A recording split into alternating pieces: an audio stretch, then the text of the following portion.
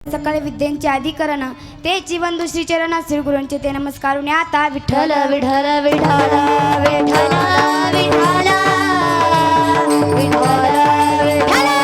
विठ्ठल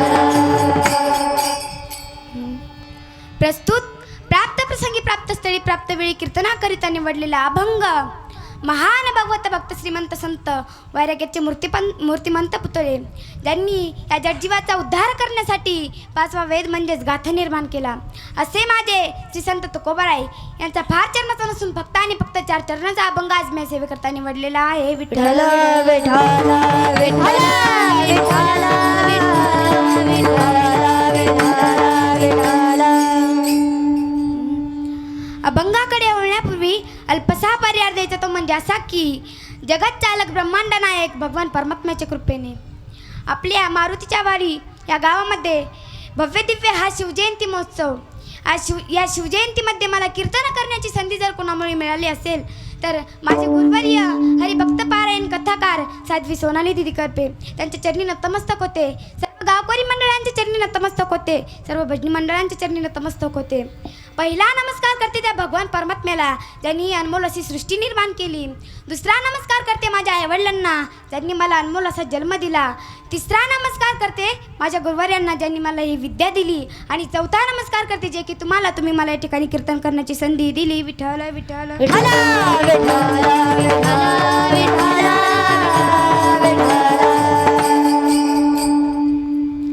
माझ्या कीर्तनामध्ये माझ्याच गुरु भगिनी अक्षराताई वाळेकर असतील त्या गायनाची सुंदर साथ करतात.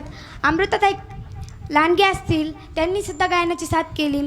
आपल्या पक्वाचारी कल्याणताई असतील, पेटीवादक श्रावणीताई असतील.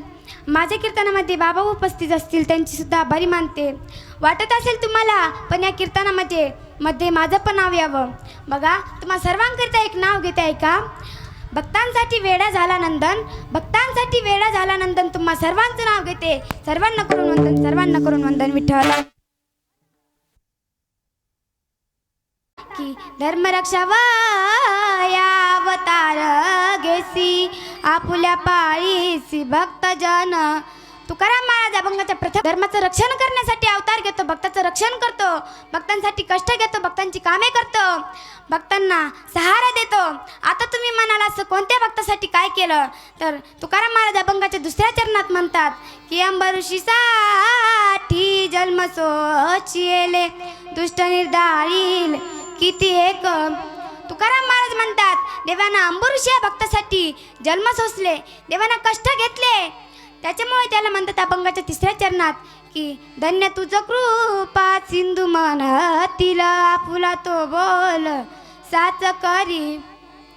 तुकाराम महाराज म्हणतात देवाला कृपा सिंधू का बरं तर बघा की तो जो म्हणतो की मी या भक्ताचं रक्षण करणार आहे ते शब्द ते खरे करून दाखवतो. म्हणून तुकाराम महाराज म्हणतात देवा तुला पुराण सुद्धा वरिंदात.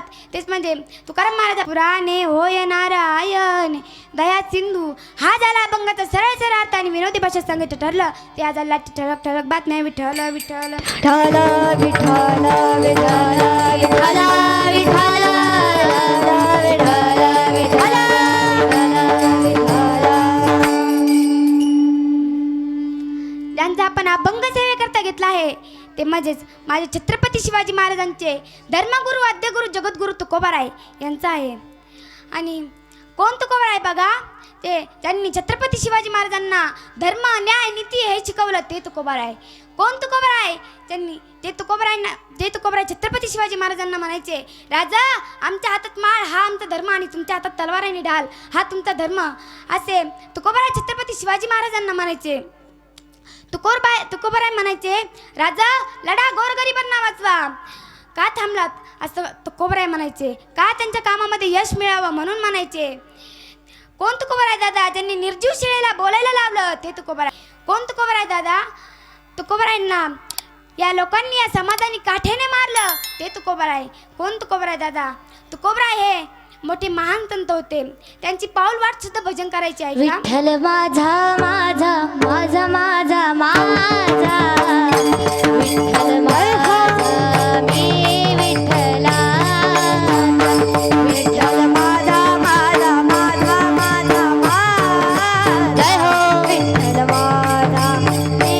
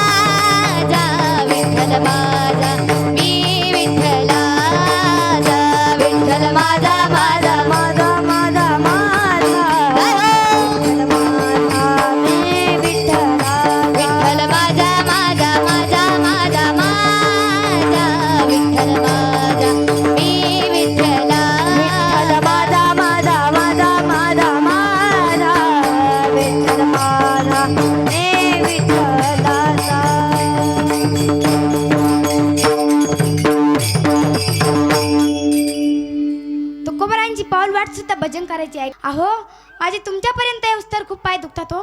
का? कारण तुकोबाराय रोज वेगळे वेगळे डोंगरावरती भजन करण्यासाठी जायचे. कधी भंडारा डोंगर तर कधी भामचंद्र डोंगर. मला सांगा, मला फोन करून तर सांगत जा की मी या ठिकाणी भजन करण्यासाठी गेलो आहे. आता तुम्ही मला सांगा, त्या काळामध्ये फोन होते का? त्या काळामध्ये फोन नव्हते. तेव्हा तुकोबाराय जिजामाताला म्हणाले, जिजा काळजी करू नको, तुला एक उपाय सांगतो. म्हणणे काय?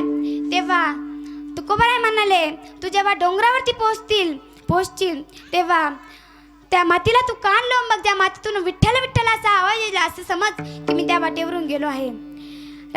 जिजामातांना आश्चर्य वाटलं.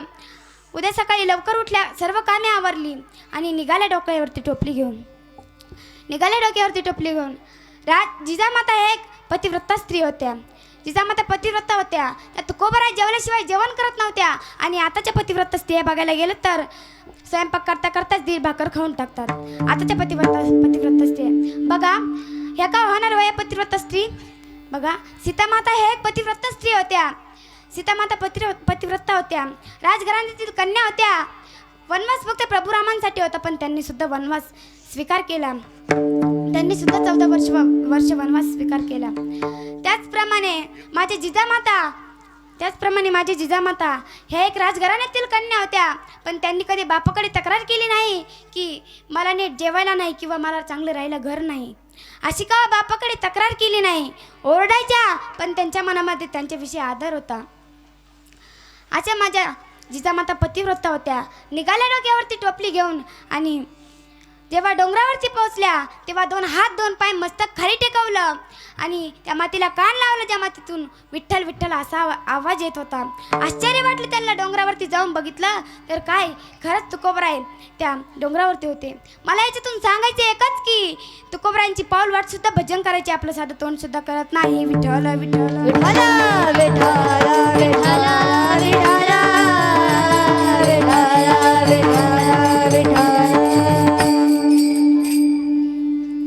असे वैराग्य संपन्न माझे तुकोबाराय होते. त्यांचाच अभंग सेवेकरता निवडलेला आहे. आजचं कीर्तनाचं कारण म्हणजे शिवजयंती. छत्रपती शिवाजी महाराजांचा जन्म 19 फेब्रुवारी 1630 रोजी झाला. 19 फेब्रुवारी 1630 रोजी छत्रपती शिवाजी महाराजांचा जन्म झाला. कसा झाला जन्म बघा. जेव्हा छत्रपती शिवाजी महाराज राजमाता जिजाऊंच्या गर्भामध्ये होते तेव्हा त्यांना डोहाळे फुटले. कसले डोहाळे शहाजीराजांनी विचारले तेव्हा राजमाता जिजाऊ म्हणतात की मला घोड्यावरती बसून दुष्टांचा संहार करायचा आहे, मला तलवार हातात घ्यायची, मला ढाल हातात घ्यायची, मला युद्ध करायचं आहे, असे त्यांना डोहाळे फुटले. त्यावेळेस म्हणजे त्या काळामध्ये शहाजीराजांना लढायला जायचं होतं. तिकडं मुसलमानाने वेढा घातला होता. किल्ल्याला मुसलमानाने वेढा घातला होता. काय करावं सुचत नव्हतं. राजमाता जिजाऊंना कुठं ठेवावं सुचत नव्हतं. तेव्हा त्यांना शिवनेरी किल्ला आठवला आणि त्या शिवनेरी किल्ल्यावर राजमाता जिजाऊंना ठेवलं. दादा 19 फेब्रुवारीचा दिवस उजाडला. सगळीकडे आनंदी आनंद झाला. संगीत वाजू लागले, तुदाण्याचा घोडा वाजू लागल्या. अख्ख्या किल्ल्यावर आनंदी आनंद झाला आणि या भारताचा एक शिवबा जन्माला आला. शिवनेरीवर शिवबा जन्मला हो, शिवनेरीवर शिवबा जन्मला. सारे राजांचा अधिपती, सारे राजांचा अधिपती, दैवत छत्रपती, दैवत छत्रपती, दैवत छत्रपती नाम, दैवत छत्रपती, दैवत छत्रपती नाम, दैवत छत्रपती, दैवत छत्रपती नाम, दैवत छत्रपती. छत्रपती शिवाजी महाराज की जय. धर्मवीर संभाजी महाराज की, राष्ट्रमाता जिजाऊ माँसाहेब की जय.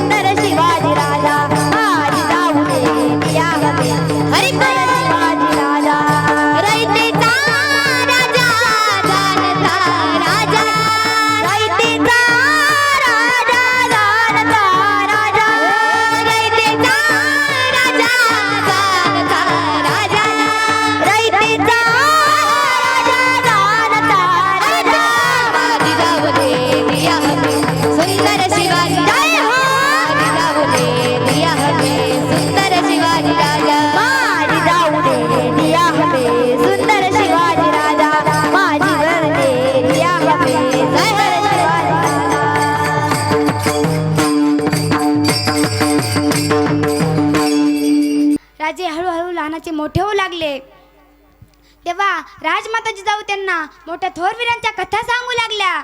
रामायणातील राम लक्ष्मणाच्या कथा सांगू लागल्या, महाभारत सांगू लागल्या. का आता त्यांना एक मोठा शूरवीर राजा बनवायचा होता. कसे होते हो माझे राजे बुद्धिमान. बघा, जेव्हा अफजल खानाने भेटण्याकरिता बोलावलंय, पण जायचं तर आहे, कसं जावं. हा शत्रू आहे, हा आपल्याला असं तसं सोडणार नाही, कारण शत्रू हा कपटी असतो. हा आपल्याला असं तसं सोडणार नाही. राजांना मासाहेब जिजाऊंनी दिलेलं महाभारतातील शिक्षण आठवलं. कोणतं शिक्षण. बघा, जेव्हा द्रौपदी ताईचा बदला घ्यायचा होता तेव्हा पाची पांडवांना किती आदराने बोलावलं. पाची पांडवांना आदराने बोलावलं, पण त्यांच्यासोबत कपट केलं हो. त्यांच्यासमोर जुगाराचा डाव मारला आणि त्या जुगाराच्या डावातील ज्या कवड्या होत्या त्या कवड्या कपटाच्या होत्या. कपटाच्या म्हणजे त्या शकुनी मामाच्या वडिलांच्या हाडाच्या बनवलेल्या त्या कवड्या होत्या. म्हणून त्या दुर्योधनाच्या बाजूनी पडायच्या आणि त्या दुर्योधनाच्या बाजूनी पडायच्या. पांडव हरले आणि द्रौपदी ताईचं वस्त्र आरण झालं. मला याच्यातून सांगायचं एकच की हे महाभारतातील, रामायणातील, भागवतातील या गोष्टींचा माझ्या राजांनी उपयोग केला. बघा, राजांनी युक्ती सुचवली. जेव्हा अफजल खानाने राजांना प्रतापगडच्या पायथ्याशी बोलावलं तेव्हा युक्ती सुचवली आणि त्यांनी हाताच्या बोटामध्ये वाघनख्या घातल्या, अंगामध्ये चिळखत घातलं, डोक्यावरती टोप घातला आणि अनेक सारे साहित्य सोबत घेतले.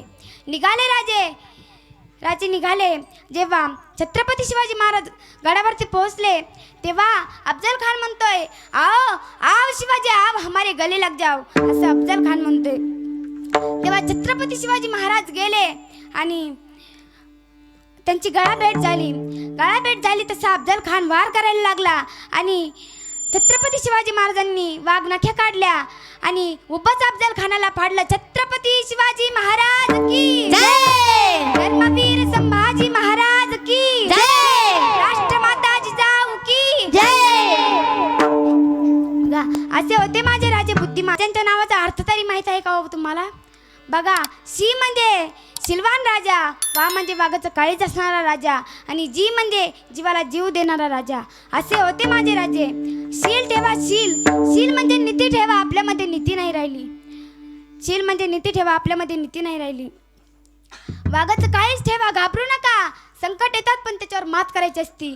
कर्ज आलं म्हणून धीर सोडू नका. अरे, ज्याच्यावर कर्ज तोच खरा मर्द. होऊ दे किती कर्ज व्हायचं ते घाबरू नका. कर्ज आलं म्हणून धीर सोडू नका. बघा, तरुण पिढी फार बदलली आहे हो. त्यांना गळ्यात टाळ घ्यायची सुद्धा लाज वाटायला लागली. त्यांना टपरीवर मोठ्यांची चेष्टा करायला लाज वाटत नाही. त्यांना छत्रपती शिवाजी महाराजांच्या जयंतीला दारू पिऊन धिंगाणा घालायला लाज वाटत नाही. त्यांना एक दिवस कीर्तनामध्ये टाळ घेऊन उभं राहायला लाज वाटायला लागली. माझे छत्रपती शिवाजी महाराज काय म्हणाले नव्हते की माझी जयंती फक्त तुम्ही दारू पिऊनच साजरी करा, असे माझे छत्रपती शिवाजी महाराज म्हणाले नव्हते. बघा, छत्रपती शिवाजी महाराजांनी खूप कष्ट घेतले तो हे स्वराज्य आपलं करण्यासाठी. स्वराज्य म्हणजे स्वतःचं राज्य. हे स्वतःचं राज्य करून घेण्यासाठी माझ्या राजांनी खूप कष्ट घेतलेत आणि तेच राज्य, तेच स्वराज्य, हा देश आपण अशा भानगडीत घालून टाकायला लागलो. बघा, कुठे शिवजयंती म्हणून बायांना नाचवण्याकरिता बोलवतात, आपल्याला त्याची जाणीव नाही. बघा, आपण हा भारत देश अशा भानगडीत बुजवून टाकायला लागलो. बघा, तरुण पिढी, हे माझं कीर्तन फक्त वयोवृद्ध मंडळींसाठी नाही किंवा आजच्याही कीर्तनामधून तुम्हाला सांगणार नाही की नामस्मरण करा, असं करा, तसं करा, देवाचं नाव घ्या, असं सांगणार नाही. आजच्याही कीर्तनातून तुम्हाला फक्त लढण्याची ताकद देणार आहे. अरे, लढा का थांबलात? आपण छत्रपती शिवाजी महाराजांचे मावळे आहोत. का थांबलात? कोण छत्रपती शिवाजी महाराज ऐकायचे का तुम्हाला? बघा, सांगून जाते. पिसळलेल्या हातीला जो शरण आणतो त्याचे नाव यसाजी. 2000 जणांबरोबर एकटा खिंड लढतो त्याचे नाव बाजी. हात तुटले तरी या मातीसाठी लढतो त्याचे नाव तानाजी. 1.5 तासांमध्ये दुश्मनांच्या तंबूलातून कड काढतो त्याचे नाव धनाजी. एका दणक्यात दुश्मनाला ठार करतो त्याचे नाव शहाजी. आणि या सर्वांना जो एकत्रित करून स्वराज्य निर्माण करतो त्याचे नाव शिवाजी. विठ्ठल विठ्ठल विठ्ठल विठ्ठल विठ्ठल विठ्ठल विठ्ठल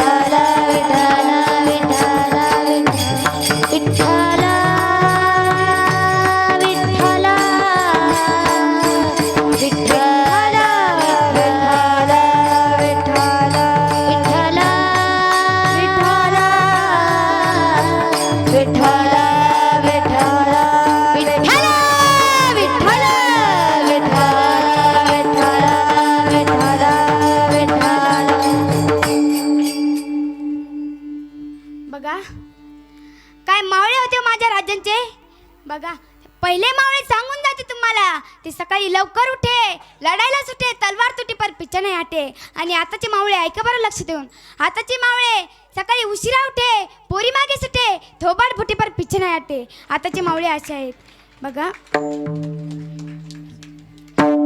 आताचे मावळे असे आहेत. त्या पहिल्या मावळ्यामधला एक मावळा सांगून जाते तुम्हाला, त्या पहिल्या मावळ्यामधला एक मावळा सांगून जाते ऐका. त्या मावळ्याची युद्धामध्ये 2 हात तुटले हो. घरी आले तसे रडायला लागले. सांगणारच तेव्हा छत्रपती शिवाजी महाराजांनी विचारले, काय झालं, या मातेसाठी 2 हात तुटले म्हणून रडता का? तर नाही, मग तुमच्या घोड्याचं नाव कृष्णा, तुमच्या तलवारीचं नाव भवानी आणि तुमच्या डोळ्यात पाणी का रडतात? तेव्हा तानाजी म्हणतात की माझ्या या मातेसाठी 2 हात तुटले म्हणून रडत नाही, किंवा माझ्या या मातेसाठी 2 पाय जरी तुटले असते तरी रडलो नसतो. पण मला एकाच गोष्टीचा वाईट वाटतंय की ते म्हणजेच माझ्या झोपडीमध्ये देव आला आणि त्या देवाला मुजरा करण्यासाठी माझ्याकडे हात नाही. काय मावळे होते बघा माझ्या राजाचे.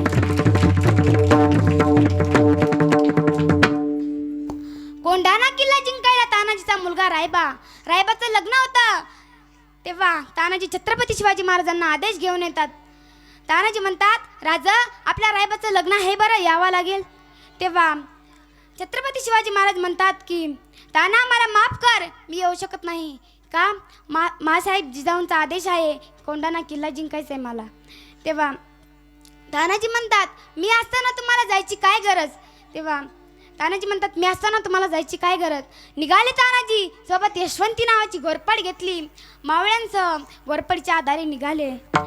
गेले, गडावरती पोहोचले आणि उद्यमान शत्रू म्हणून लढाई सुरू झाली. एकमेकांना मारतात हो खूप.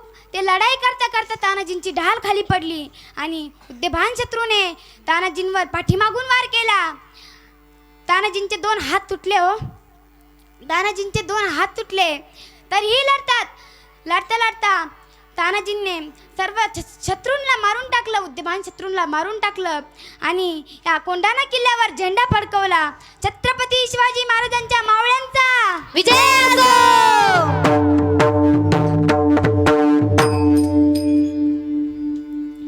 बघा असे होते माझ्या राजांचे मावळे. असे एकच नाही तर अनेक. बघा जेव्हा समोरून 2000 मुघलांचं सैन्य येत होतं तेव्हा बाजीप्रभू एकटेच सोबत 7 जण घेतले आणि निघाले पन्हाळ्यावर स्वारी करण्यासाठी. पन्हाळ्यावर स्वारी करत असताना त्या मुघलांच्या सैन्याला मारून टाकलं. पण जो सिद्धी जव्हार होता ना, त्याने माझ्या बाजीप्रभूंवर पाठीमागून वार केला हो. त्यांनी बाजीप्रभूंवर पाठीमागून वार केला. बाजीप्रभूंच्या पाठीमागे तलवार घुसली. बाजीप्रभूंच्या पाठीमागे तलवार घुसली तरी त्यांनी प्राण सोडला नाही. का? त्यांनी छत्रपती शिवाजी महाराजांना सांगून ठेवलं होतं, राजा जेव्हा तुम्ही गडावरती पोहोचताल ना तेव्हा तुम्ही तोफ वाजवा. त्या तोफेचा आवाज मला ऐकायचा आहे. तेव्हा राजे गडावरती पोहोचले. राजांनी तोफ वाजवली. त्या तोफेचा आवाज ऐकण्यासाठी फक्त बाजीप्रभूंनी प्राण सोडला नाही. त्या तोफेचा आवाज ऐकला आणि बाजीप्रभूंनी प्राण सोडला हो. काय मावळे होते बघा माझ्या राजाचे. विठ्ठल विठ्ठल विठ्ठल विठ्ठल विठ्ठल विठ्ठल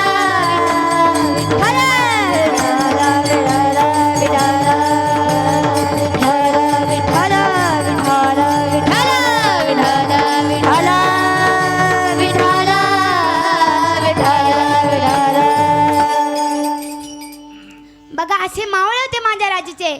एकच नाही तर अनेक. बघा काय बलिदान आहे त्या मावळ्यांचं. हे जे पखवाज वाजवतात हे त्यांचं बलिदान आहे. हे जे गायन करतात हे त्यांचं बलिदान आहे. टाळ म्हणजे संसारे आहेत. हे जे पखवाज म्हणजे ढाल आहे. बघा सोपं नाही. या महाराष्ट्राच्या मातीसाठी कित्येक जणांनी देहत्याग केला. या राजासाठी देहत्याग केला. बघा जो शिवा काशी होता ना, त्याने सुद्धा या राजासाठी देहत्याग केला हो. आणि त्या कीर्तनामध्ये आपण अभंग जगद्गुरु तुकोबरायांचा घेतला आहे. तुकोबरा अभंगामध्ये काय म्हणतात तेच म्हणजे अभंगाचं प्रथम चरण. धर्म रक्षावया अवतार घे धर्म रक्षावया अवतार घेसी रक्षावया अवतार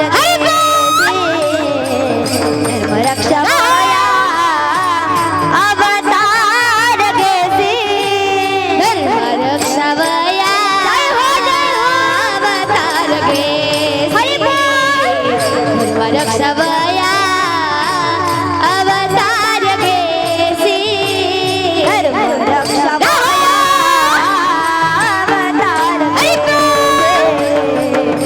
रक्षावया अवतार घेसी आपुल्या पारीसी भक्त जाना आपुल्या पारीसी भक्त जाना सपद पद पद मम गरे मा पम पम पम गरे सा ग मग मग मगरे सा रे रे रे सा ग रे ग ग रे सा रे सा ग रे ग ग रे सा रे सा ग रे ग ग रे सा रे सा सा रे ग ग रे सा आपुल्या पारीसी भक्त जाना आपुल्या पारीसी भक्त जाना अंबरुषीसाठी जन्म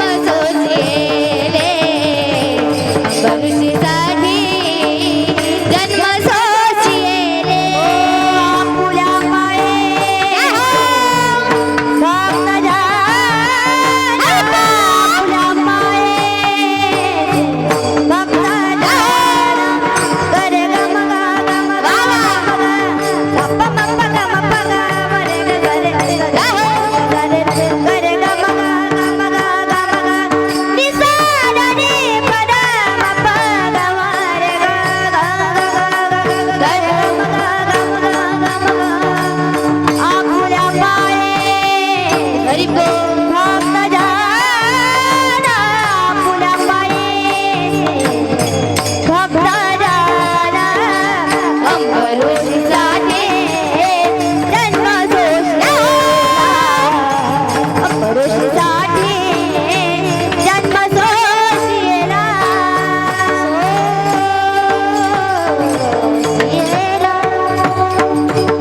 तुकाराम महाराज एका प्रमाणात सांगतात की धर्माचे पालन धर्माचे पालन धर्माचे पालन धर्माचे पालन धर्माचे पालन धर्माचे पालन धर्माचे पालन धर्माचे पालन करणे पाखंड खंडाना करणे पाखंड खंडाना यामा करणे काम एक कामा करणे काम करणे कामा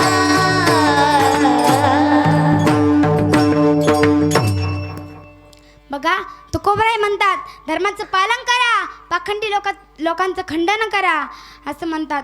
बघा आता धर्माचं पालन करायचं. बघा ज्याचं त्याचं ज्यांनी ज्याचं त्याचं कर्तव्य पार पाडणं हे त्यांचा धर्म आहे.